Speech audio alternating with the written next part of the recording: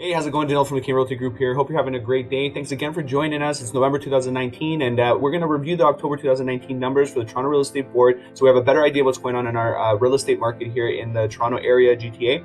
I just wanted to let you know we're doing a little bit of a different format. We're going to cut down this video in terms of the time that I take to actually make it. We're going to try to make videos now less than 3 minutes.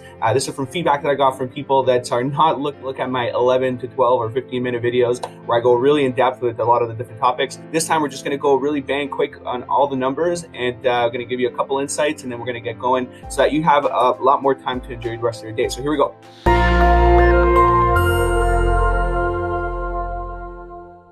All right, guys, thanks again for joining us, and let's take a look at these numbers right away. So we're looking at October 2019. Let's put up those numbers.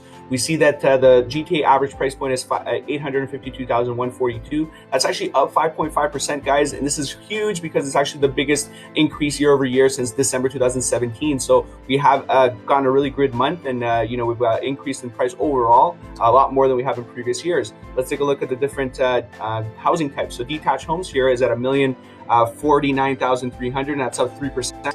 We also have semi-detaches at $852,669, and that's up 4.2.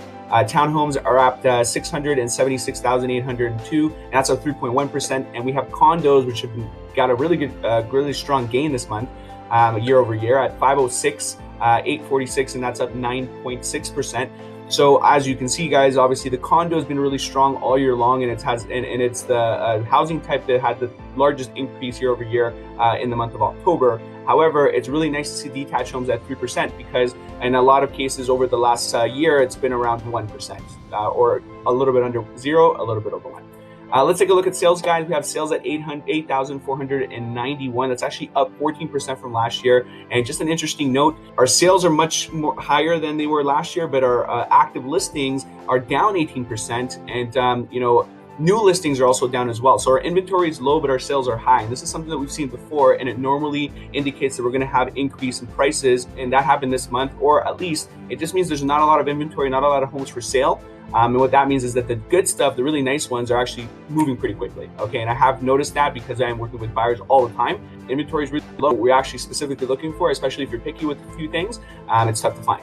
Moving forward, guys, let's take a look at months of inventory. Let's take a look at Toronto first. We're at 1.5 months of inventory. We're under 2 months of inventory, guys. If there's no new listings in the Toronto market, we would be running out of listings in 1.5 months. That's crazy. But it's very, very leaning towards the seller market, guys. So like I said, not a lot of inventory. So if you're doing well in your listing, you should be able to move that thing. It's at 66% sales to active listing ratio. Again, those are two indications of seller markets.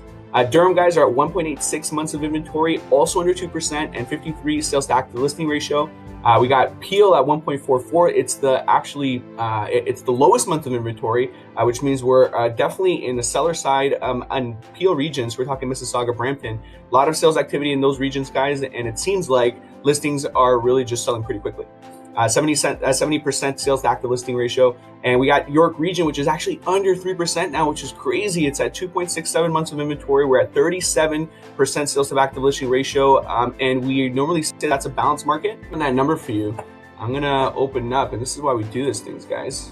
Look, if it's 2.67 months of inventory, then I think the 37 sales to active listing ratio is a little bit off of what I'm reading right now. Likely in the email, I might have updated it already, so take a look at that. But that's all I got for you guys.